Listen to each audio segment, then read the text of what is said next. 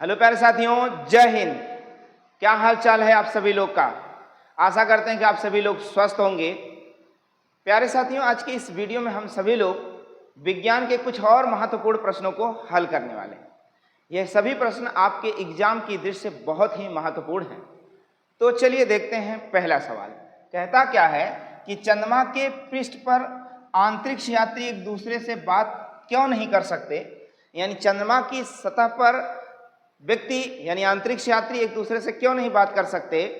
तो ऐसे समझिए आप कि ध्वनि तरंगों को, प्यारे साथियों, ध्वनि तरंगों को विचरण करने के लिए यानी एक स्थान से दूसरे स्थान जाने के लिए कोई न कोई माध्यम होना चाहिए, जबकि चंद्रमा पर कोई माध्यम नहीं है, जबकि चंद्रमा पर वायुमंडल नहीं है। इसलिए अंतरिक्ष यात्री एक दूसरे से डायरेक्टली, जैसे हम आप सब बात कर रहे हैं, वैसे अंतरिक्ष यात्री चंद्रमा पर बात नहीं कर सकते।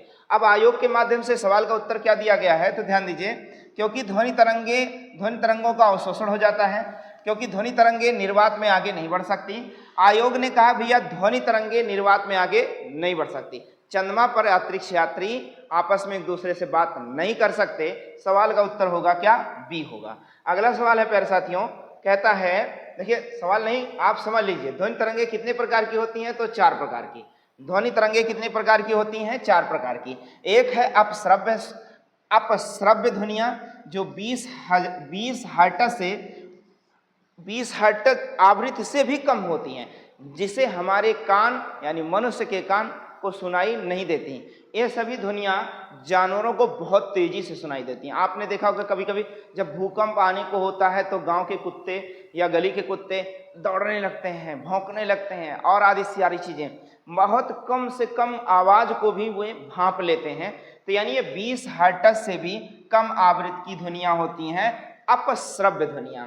और श्रव्य ध्वनियां जो हमारे कान स्पष्टतः सुन सकते हैं, जो 20 हर्ट्ज से 20,000 हर्ट्ज के बीच में होती हैं, जो 20 हर्ट्ज से 20,000 हर्ट्ज आवृत्ति वाली होती हैं, ये सामान्य मनुष्य को सुनाई देती हैं। और प्यारे साथियों, पराश्रव्य ध्वनियां जो 20,000 हर्ट्ज से 1.6 गीगा हर्ट्ज की होती हैं, ये मानव को सुनाई नहीं देती हैं और मानव के कानों को बहुत कर्कश भी लगती हैं। अतिध्वनिक ध्वनियां हैं, ये 1 गीगा हर्ट्ज से भी अधिक आवृत्ति की होती हैं।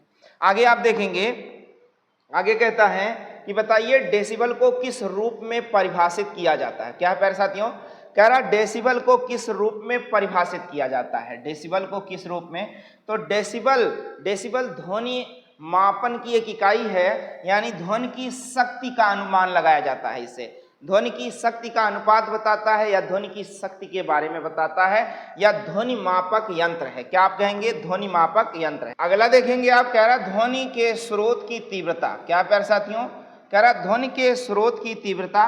देखो साधारण बातचीत जो होता है 30 से 40 डीबी के बीच में होता है।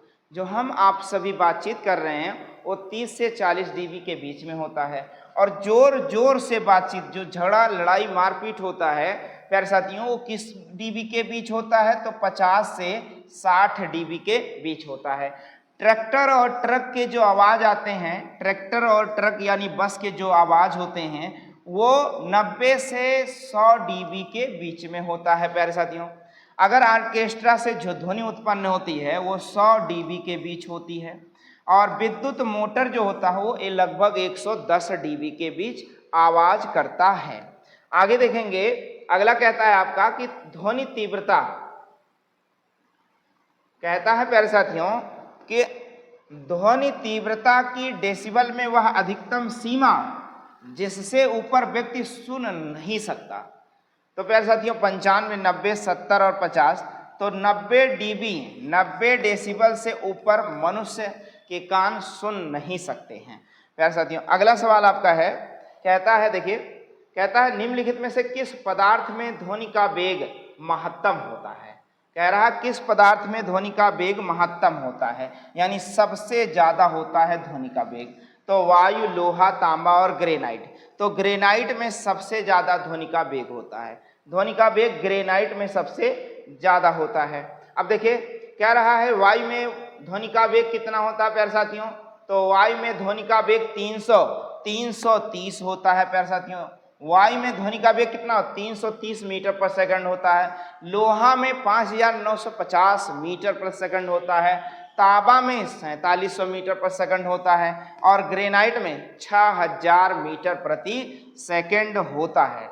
ध्वनि की जो चाल है विभिन्न भिन्न माध्यमों में, यानी वायु में 330 मीटर पर सेकंड, लोहा में 5950 मीटर पर सेकंड, तांबा में 47 मीटर पर सेकंड और ग्रेनाइट में 6000 मीटर प्रति सेकंड होती है। अगला देखेंगे आप, कहता है इन सभी में से हमें सुनने योग्य ध्वनियां कौन सी हैं। इन सभी में हमें सुनने योग्य ध्वनियां कौन सी हैं, यानी 4 ऑप्शन आपके पास है। कह रहा 25 हर्ट्ज, 200 हर्ट्ज और 25000 हर्ट्ज और 18000 हर्ट्ज। प्यारे साथियों देखो 25000 हर्ट्ज हमारे कान की ध्वनियां, हमारे कान इन ध्वनियों को नहीं सुन सकता। हमारा कान जो है वो प्यारे साथियों 20 हर्ट्ज से 20000 हर्ट्ज तक सुन सकता है। क्या समझ में आ रहा है प्यारे साथियों? 20000 हर्ट्ज तक सुन सकता है। अगला आप देखेंगे, कहता है कि ऊंचे पहाड़ पर ध्वनि का वेग कम हो जाता है।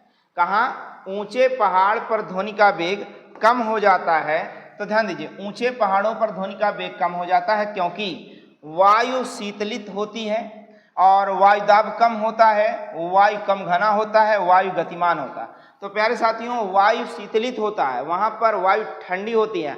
हाँ, ऐसा लगता है कि ध्वनियां देखो, अभी कभी कभी पहाड़ों पर जब आप एक बार बोल देते हो तो काफी दूर से कुछ समय बाद फिर से एक प्रतिध्वनि आपको सुनाई देती है, यानी आपको भी एक दूसरी आवाज सुनाई देती है, जैसे आप किसी को बुला रहे हैं और वो आपको बुला रहा है, तो वहां से आवाज टकरा कर आती है।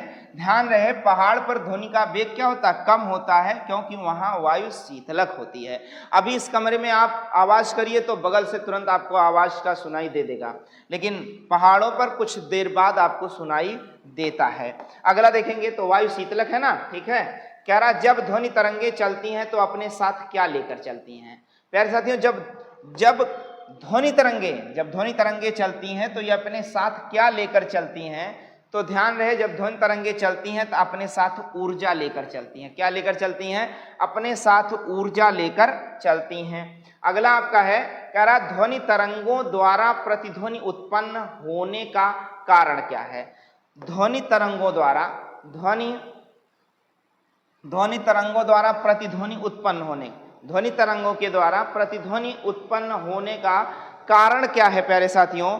तो कारण इसका परावर्तन है। क्या है प्यारे साथियों? इसका परावर्तन है। परावर्तन के कारण ध्वनि तरंगे प्रतिध्वनि उत्पन्न करती हैं। परावर्तन बात अभी मैंने आपको समझाया, प्रतिध्वनि उत्पन्न करती हैं। जैसे आपने आवाज दिया पहाड़ों पर और कुछ देर बाद फिर से एक आवाज आपकी आई बिना आपके बोले, लेकिन आपने एक बार बोला था, तो वही प्रतिध्वनि है। और किसके कारण? परावर्तन के कारण। किसके कारण प्यारे साथियों? परावर्तन के कारण ध्वनि तरंगों का प्रतिध्वनि उत्पन्न होता है। अगला सवाल है आपका, देखिए, कहता है कि पास आती हुई रेलगाड़ी की जो सीटी है, सीटी की आवृत्ति या तीक्ष्णता बढ़ती या घटती जाती है। ऐसी घटना के कारण क्या होते हैं? आपने देखा होगा जब आपके पास रेलगाड़ी आती है, हॉर्न मार देता है, एक बार सीटी बजा देती है, तो ऐसा लगता है कि बहुत तेजी से लगी आवाज, फिर उसके बाद उसकी आवाज डाउन होती गई। इसका कारण क्या है और इसका जो है परिघटना किसके रूप में बात की जाती है? तो डॉपलर प्रभाव के रूप में बात की जाती है, डॉपलर प्रभाव का नियम के आधार पर। अगला आपका सवाल है, देखिएगा, ध्यान दीजिएगा, कहता है कि वायु में ध्वनि का वेग लगभग होता है 303 मीटर पर सेकंड, 220 मीटर पर सेकंड, 110 मीटर पर सेकंड, 330 मीटर पर सेकंड और इनमें से कोई नहीं। इस सवाल का उत्तर आपको कमेंट बॉक्स में टाइप करके सेंड करना है।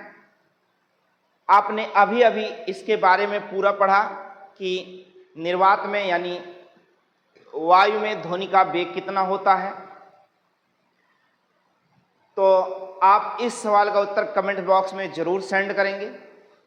प्यारे साथियों, आशा करते हैं कि यह वीडियो आपको अच्छा लगा होगा, तो लाइक, शेयर और सब्सक्राइब बिल्कुल करना ना भूलें।